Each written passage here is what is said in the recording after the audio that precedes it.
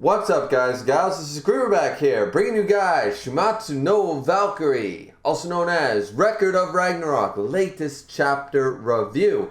And this chapter, I thought it was fine. But there's not really going to be a whole lot to review. The art was pretty cool. I like the introduction of a lot of the India gods and all that stuff. There's apparently 1,116 of them, including Shiva, I believe. So there's actually 1,117.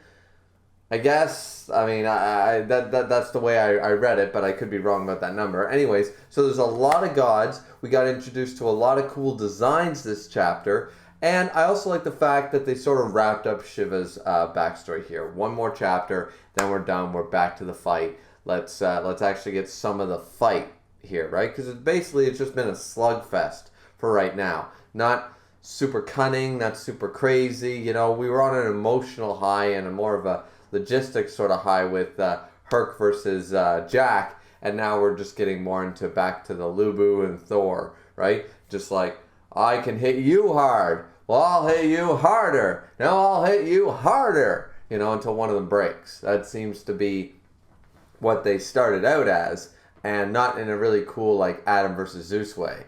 So it's kind of like, all right, now they're starting to get serious. We got the backstory. Let's see what Shiva can do, and then we'll probably jump into Raiden's backstory, right? That's usually the form. That's usually the form for this stuff, and that's fine. But I like how they condensed it to this one chapter. It was very, very basic. We just watched Shiva and Rudra. We already knew from the last chapter, so there's not really a whole lot to talk about.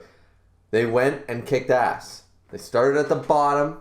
They just worked their way up that tournament bracket, defeating every single person in the bracket. That's all they did. They just kept going and going. Then they started fighting stronger gods. They fought the gods of, like, water and fire and creation and lightning and all these super which, by the way, the lightning god, Indra, Indara.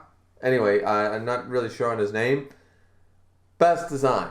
Love his design. He looks so cool. I actually really like Rudra, but I already said that last chapter. I really like his design. He kind of got the Zack Fair thing going from Final Fantasy. But I really do like Indra. He, you know, sitting there smoking. He's got, you know, the covered eyes thing. Very classic. Couple of classic animes thing. The badass dude who smokes. We get that, you know, that's in Trigun, that's in One Piece, that's in Black Clover, that's in quite a few mangas, right? And then you have the eyes being covered by the hair sort of thing. And believe it or not, that's not just for the hentai protagonist. No, it actually happened in regular manga and anime. So he looks really cool. The only thing, I mean, I didn't want to spend chapters and chapters, months on the Shiva backstory. He's not one of my favorite gods, you know, that I'm super invested or interested in. But I would have liked to see a little bit of the fights.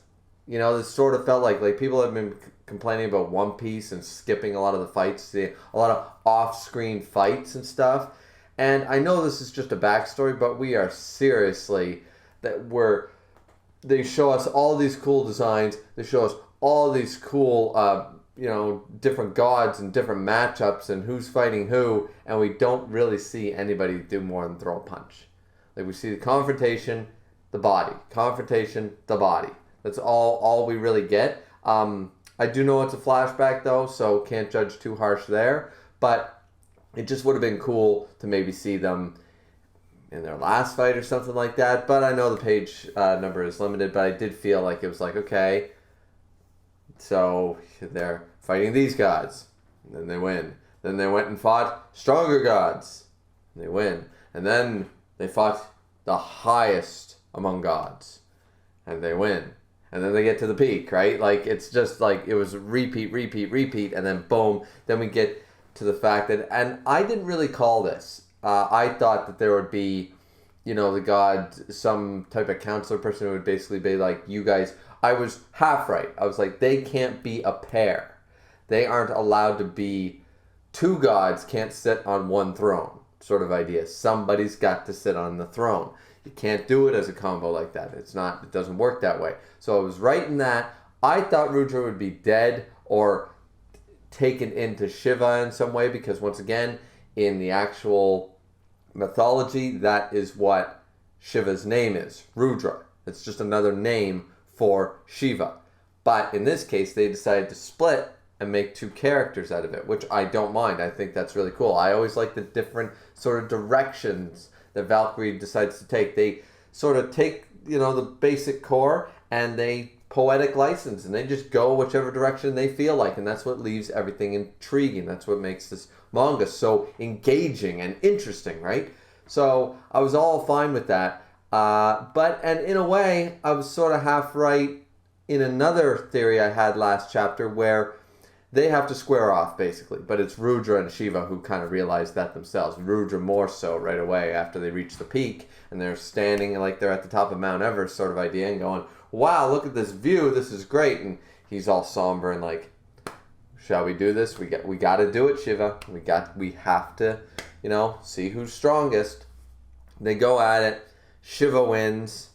They're both really, really strong. Rudra is clearly the second strongest god in all of the India gods, but in the Hindu sort of mythology and stuff. But in the end, Shiva wins, and it's like, all right, okay. And it's funny because Shiva doesn't want this to end. He doesn't want to kill his best friend, so he's going to give up. And then Rudra, realizing what he's going to do, realizing that Shiva's been holding back and he lost, basically beats him to the punch, says, I lost, you carry the hopes of all 1,116 gods on your plate, sort of idea, and you are on the throne, you are standing at the top, and that's your thing. They sort of have Shiva's very upset because it was Rudra's idea in the first place, saying, like, I just love to fight. I want to see, my dream is to stand at the top, which, in a way, he still did. In a way, he still got to stand at the top of the mountain sort of idea. It's just, it wasn't a full, complete, I am at the top of the mountain sort of mentality, right? You can look at it two ways. But he did get pretty far. Shiva's just a total wreck, saying, like, what about your dream? What about your dream? And he was like, it was the funnest dream I could have thought up, and I had a blast getting here, sort of idea. But it's over, right? You won. And so Rudra does this strange thing where he gives up his tattoos to Shiva. He gives up the tattoos, and then he walks away.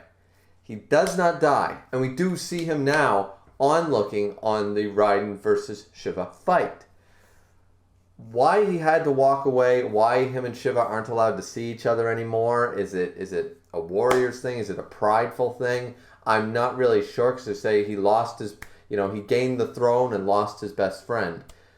I don't really get why. Like, they don't seem to be pissed at each other, and even when the other gods, the top ranking gods, the god of creation, the god of fire, lightning, water, and preservation or something like that, the five other big name gods that we saw the designs of in this chapter, they show up because he's hiding up high, sort of Rudra's watching down on Shiva's fight, and they kind of have a little bit of a talk, and they're just kind of like, oh yeah, he's gentler than anybody, but when he loves to fight, he treats it like a game. It's just a great dance, and that's why he's the god of destruction and all this stuff. And they have a merry laugh together, So Rudra doesn't seem to be like resentful or anything like that. Like, they parted on good terms, it seems. So I just don't get why. Like, is it a man's pride won't allow me to stand here and be second best, I have to leave, sort of idea. And for how many thousands of years has it been? Like, it just, I don't know. I don't see, is that the reason?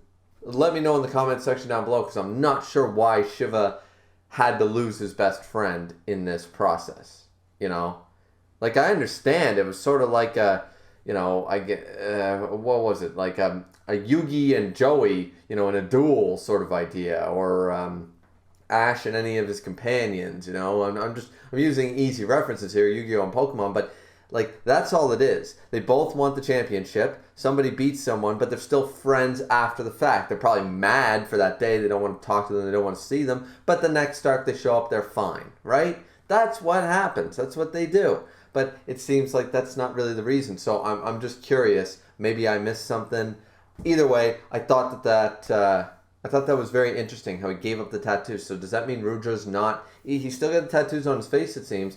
But is he not a God anymore, or did he give up his power?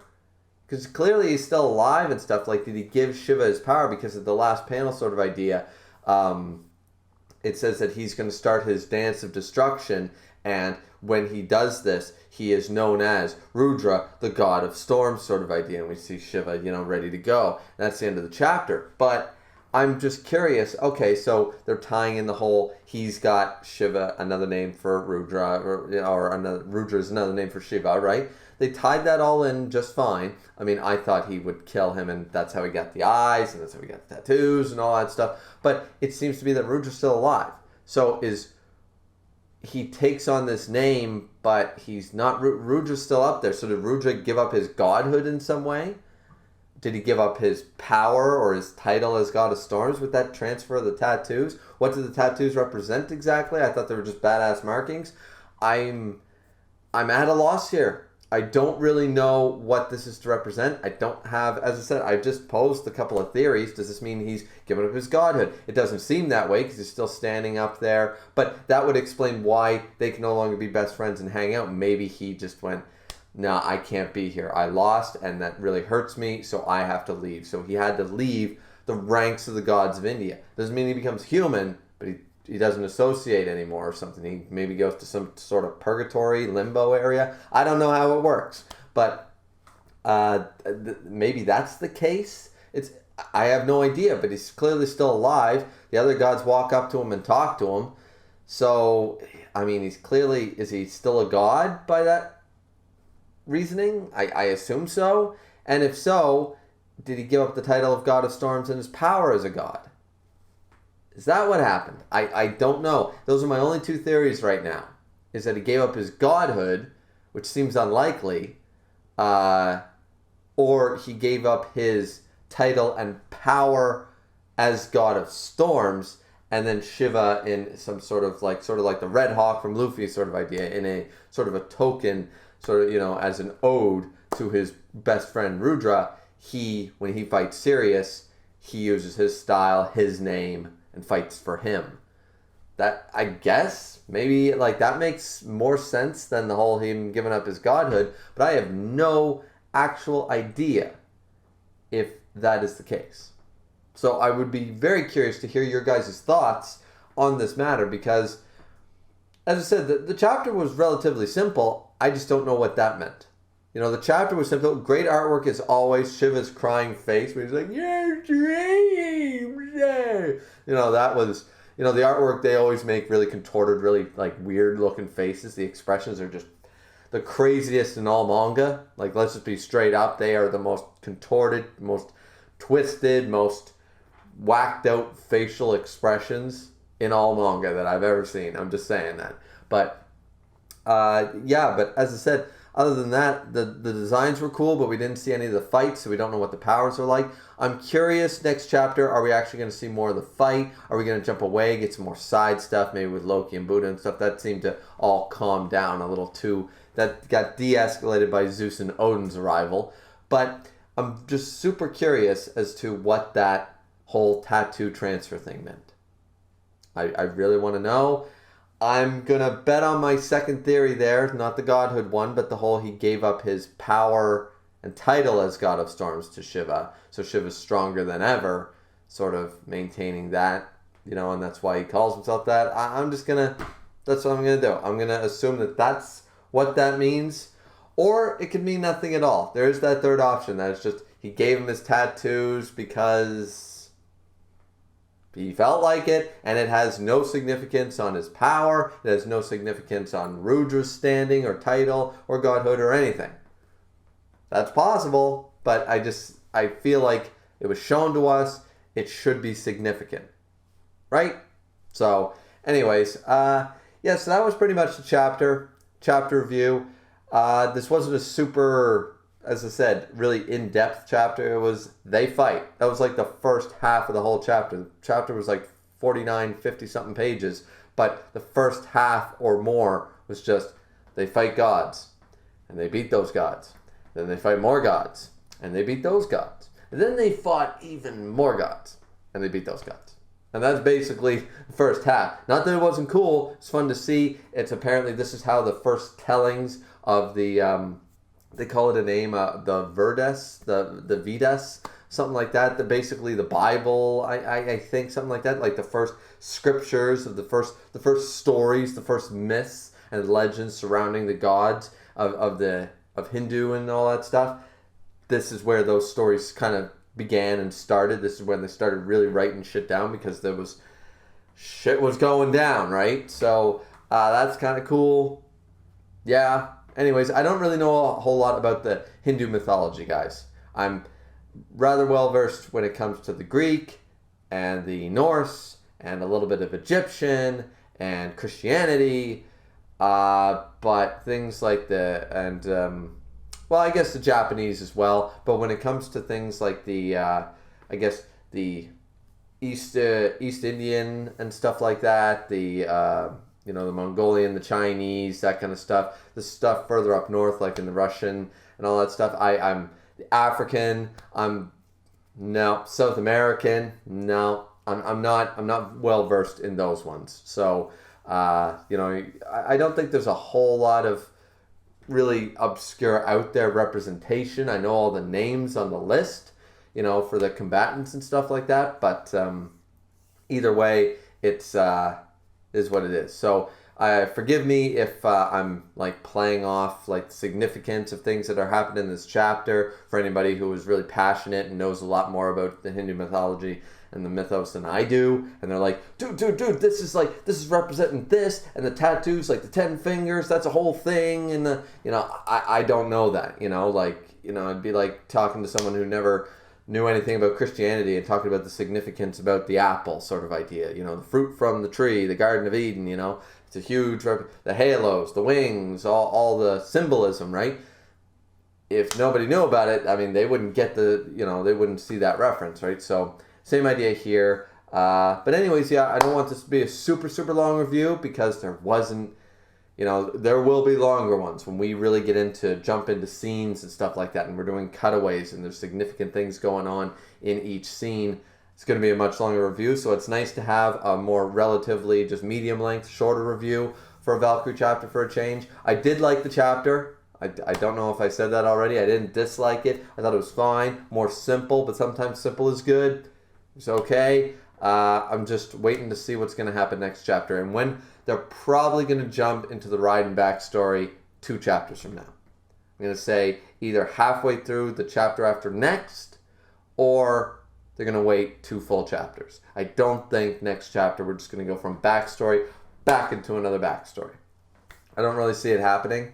So what do you think is going to happen next chapter? That's my next question for the comment section before we sign off here, is what do you think is going to happen next chapter? Do you think we're going to jump right into the Raiden backstory? Do you think we're going to get more side stuff and cutaways and more significant, like, other things going on in the background? Or are we just going to focus on the damn fight for a change? Or are we just going to focus and see Shiva pull out some actual powers here and now? Not just the slugfest. We're going to see him use some sort of abilities. Be really interesting, especially since we know Shiva was supposed to fight Adam.